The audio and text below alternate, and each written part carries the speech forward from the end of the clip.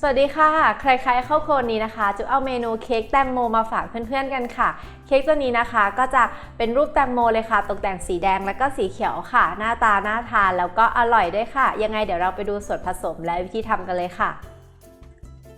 ส่วนผสมของเมนูเค้กแตงโมมีดังนี้ค่ะไข่ไก่แป้งน้ำตาลทรายช็อกโกแลตชิพน้ำตาลทรายน้ำมันน้ำเปล่าเนยจืดนมข้นหวานผงฟูเกลือสีผสมอาหารสีเขียวสีแดงส่วนผสมครบแล้วเดี๋ยวเราไปลงมือทำกันเลยค่ะเดี๋ยวเรามาลงมือทำตัวเค้กแตงโมกันเลยค่ะเนื้อเค้กที่จุ๊บใช้นะคะสำหรับเค้กตัวนี้ก็จะเป็นเนื้อชิฟฟ่อนค่ะส่วนผสมอันดับแรกนะคะก็จะตีไข่แดงค่ะกับน้ำตาลทรายขาวให้ขึ้นฟูจนเป็นสีขาวเลยค่ะแล้วก็ตามด้วยน้ำตาลทรายค่ะ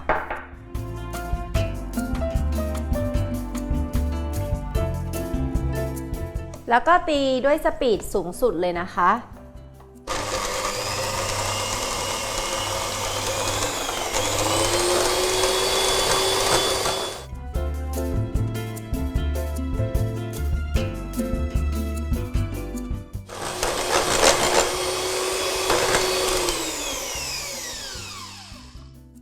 โอเคค่ะจุ๊บก็ตีส่วนผสมนะคะจนขึ้นเป็นขาวฟูแบบนี้แล้วค่ะและเดี๋ยวจุ๊บก็จะตีไล่ฟองอากาศเขานะคะด้วยสปีดเบานิดนึง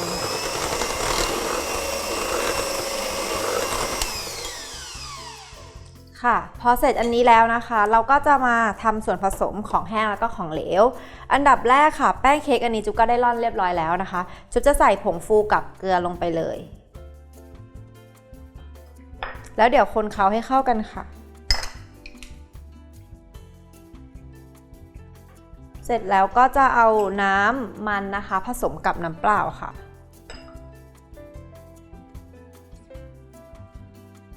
ทีนี้เราจะสลับนะคะ2 อย่างนี้ใส่ลงในโบนี้ค่ะจะตามด้วยแป้งก่อนนะคะแล้วก็ค่อยเป็นของเหลวค่ะ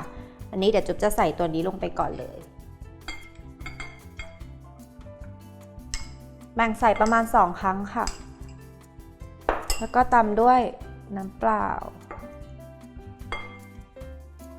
แล้วก็ตีสปีดเบาสุดเลยนะคะ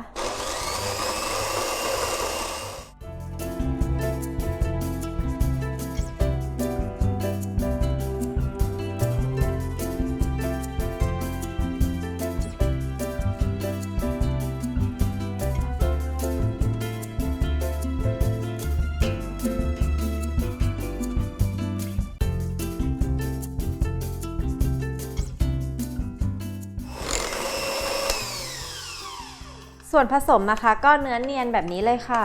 เดี๋ยวจุ๊บก็จะเอาไม้พายนะคะมาเกี่ยข้างๆเขาอีกนิดนึงนี่ก็ยังมีเศษจากตะกร้อแล้วก็เขี่ยได้ค่ะเสร็จแล้วก็เขี่ยรอบๆขอบๆโถค่ะให้ส่วนผสมเขาเข้ากันหลังจากนี้นะคะเราก็จะไปตีตัวเมอร์แรงค่ะเดี๋ยวอันนี้จุ๊บคนให้ได้ที่แล้วก็เดี๋ยวจะพักไว้ค่ะ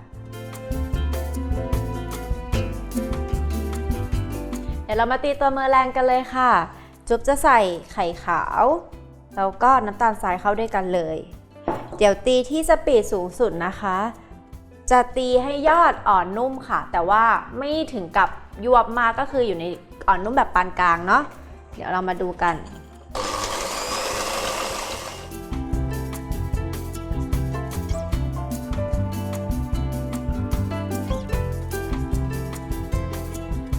โอเคค่ะจุ๊บก็ตียอดให้อ่อนนุ่มแบบนี้แล้วค่ะพอเรายกตะกร้อขึ้นมานะคะมันก็จะงอขึ้นเล็กน้อยเนี่ยค่ะแบบนี้เลยเสร็จแล้วเดี๋ยวเราก็จะเอามาโฟกับตัวเนื้อเค้กค่ะก่อนโฟนะคะจุ๊บก็จะใส่สีแดงลงไปก่อน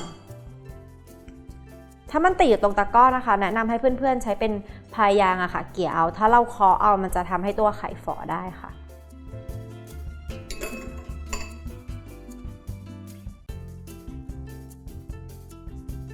เสร็จแล้วจุ๊บก็จะ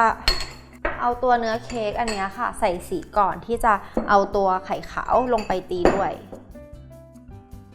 เราทำเป็นเค้กแตงโมเนาะก็จะให้สีแดงสดหน่อยค่ะ ส่ไปประมาณ1ฝาก่อน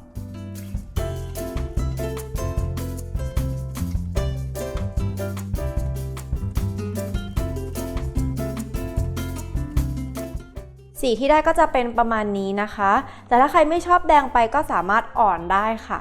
แต่เดี๋ยวเราใส่ไข่ขาวลงไปอะค่ะสีมันก็จะซอฟต์ลงกว่านี้อีกนิดนึงเนาะ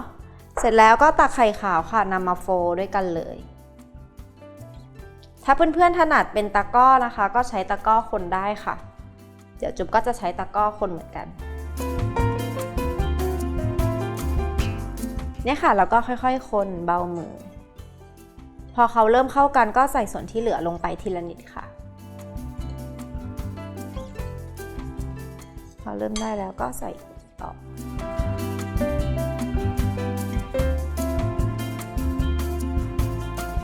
ในขั้นตอนนี้ต้องรีบคนนะคะอย่าทิ้งไว้นานค่ะเพราะไม่งั้นจะทำให้ตัวไข่ขาวของเราฝ่อได้แล้วก็เค้กออกมาจะไม่สวยค่ะเนี่ยค่ะสีที่ได้ก็จะซอฟต์กว่าแต่ก่อนนิดนึงเนาะจะออกเป็นสีพาสเทลเบาๆเสร็จแล้วเดี๋ยวจุ๊บก็จะแบ่งใส่แม่พิมพ์เป็น2ส่วนค่ะจุ๊บคนต่ออีกนิดนึงโอเคพอเขาคนเข้ากันได้ดีแบบนี้แล้วก็จะใส่แม่พิมพ์เลยค่ะ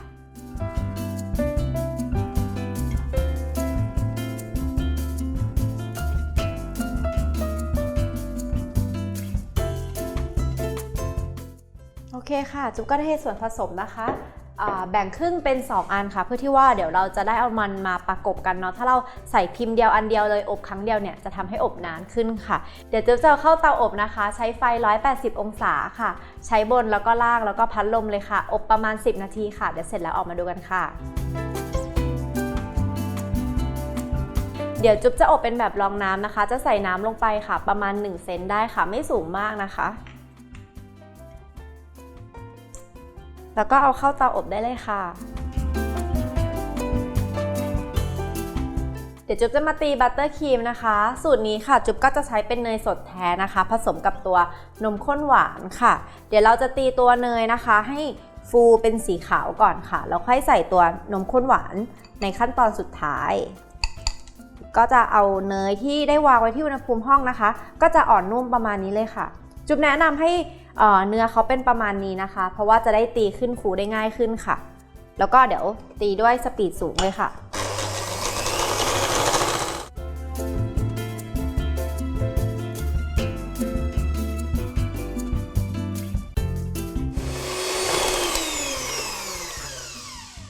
พอเนยที่จุ๊บตีนะคะขึ้นฟูเป็นสีขาวแบบนี้แล้วจุ๊บก็จะใส่ตัว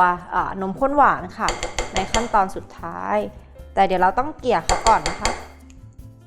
พอเกลี่ยเขาเสร็จแล้วค่ะก็ใส่นมข้นหวานลงไปให้หมดเลย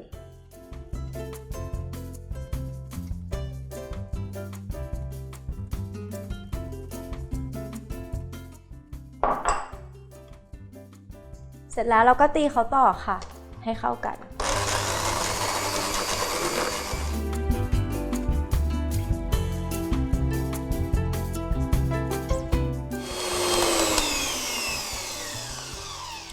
โอเคค่ะส่วนผสมบัตเตอร์ครีมของจุ๊บนะคะก็เสร็จเรียบร้อยแล้วค่ะเนื้อก็จะเนียนเข้ากันแบบนี้เลยแล้วก็เป็นสีขาวฟูค่ะแล้วเดี๋ยวขั้นตอนต่อไปนะคะจุ๊บก็จะผสมสีเอาไว้ค่ะเพื่อที่สำหรับไว้ตกแต่งตัวเค้กแตงโมของเราค่ะ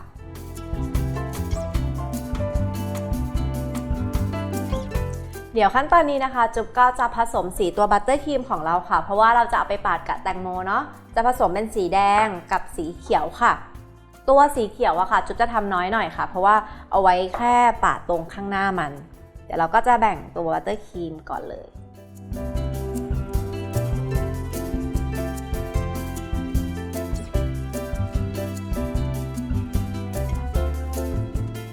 โอเคค่ะ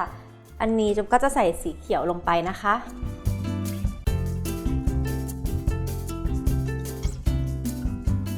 ก็ผสมเขา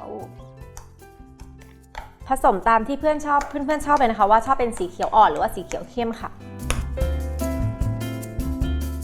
จุ๊บก็ได้ผสมสีเขียวนะคะเสร็จเรียบร้อยแล้วค่ะตะกี้นะคะที่จุ๊บบอกว่าใช้สีเขียวน้อยกว่าสีแดงอะค่ะเปลี่ยนเป็นใช้สีเขียวมากกว่าสีแดงนะคะเอาสีแดงน้อยกว่าเนาะ เดี๋ยวเสร็จแล้วจุ๊บก็จะมาผสมสีแดงตรงนี้กันต่อเลยค่ะเพื่อนๆสามารถเลือกได้นะคะว่าจะใช้เป็นสีน้ำหรือว่าสีเจลค่ะถ้าสีเจลมันก็จะคนเร็วแล้วก็ง่ายหน่อยแล้วก็คนเลยค่ะสีแดงจุ๊บจะทำให้เข้มหน่อยนะคะเพราะว่าทำเป็นแตงโมนั่นเองจุ๊บก็ได้ผสมสีนะคะทั้ง2สีเสร็จเรียบร้อยแล้วค่ะก็จะเป็นสีแดงน้อยกว่าสีเขียวนะคะแล้วเดี๋ยวขั้นตอนต่อไปค่ะเราก็จะมาตกแต่งตัวเค้กแตงโมกันค่ะอันนี้ก็จะเป็นเค้กนะคะที่จุ๊บได้นำออกจากเตาอบเรียบร้อยแล้วค่ะเสร็จแล้วก็เอาออกจากแม่พิมพ์นะคะแล้วก็พักไว้ในตะแกรงค่ะให้หายร้อนแล้วเดี๋ยวจุ๊บก็จะมาตัดตัวข้างหน้าเค้กออกนะคะที่เป็นเศษแบบนี้เดี๋ยวเริ่มจากอันแรกก่อนเลย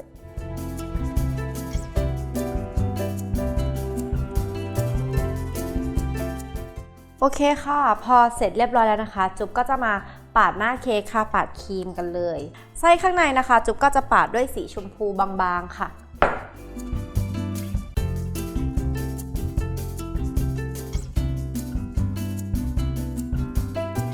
เสร็จแล้วนะคะจุ๊บก็จะอีกชั้นนึงมาประกบค่ะแต่ว่าเดี๋ยวเราจะขั้นด้วยตัวช็อกโกแลตชิพก่อนนะคะอันนี้จะโรยให้ทั่วเลยค่ะ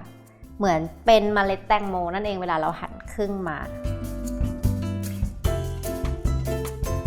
โอเคค่ะแล้วเดี๋ยวจุ๊บก็จะเอาอันนี้นะคะมาประกบทับเลยค่ะ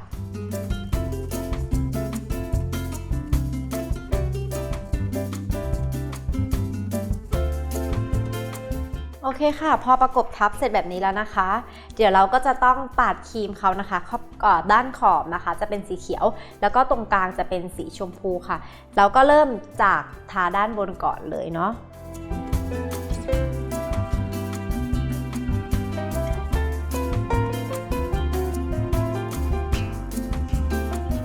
โอเคค่ะแล้วจุ๊บก็จะใช้สีเขียวนะคะประกบรอบๆค่ะ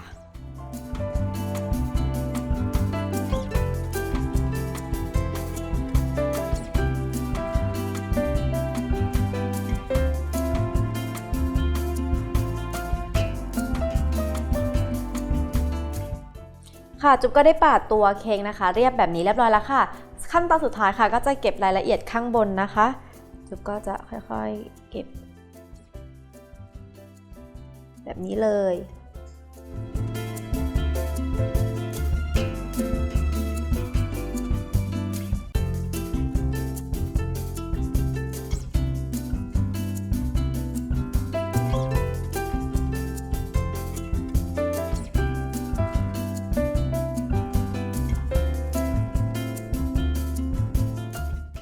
โอเคค่ะเสร็จแล้วเดี๋ยวเราก็จะโรยช็อกโกแลตชิพค่ะลงข้างหน้าเลยค่ะให้เป็นเหมือนเมล็ดแตงโมเนาะ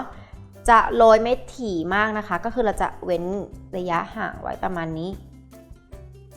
ไม่ต้องถี่มากอะค่ะตอนโรย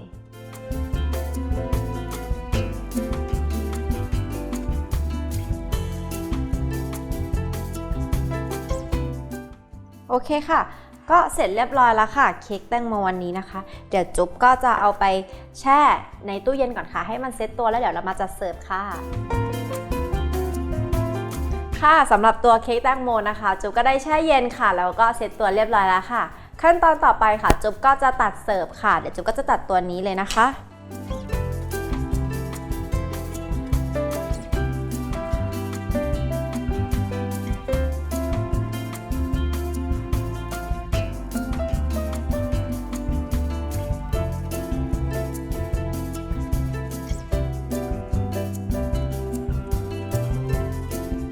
โอเคค่ะ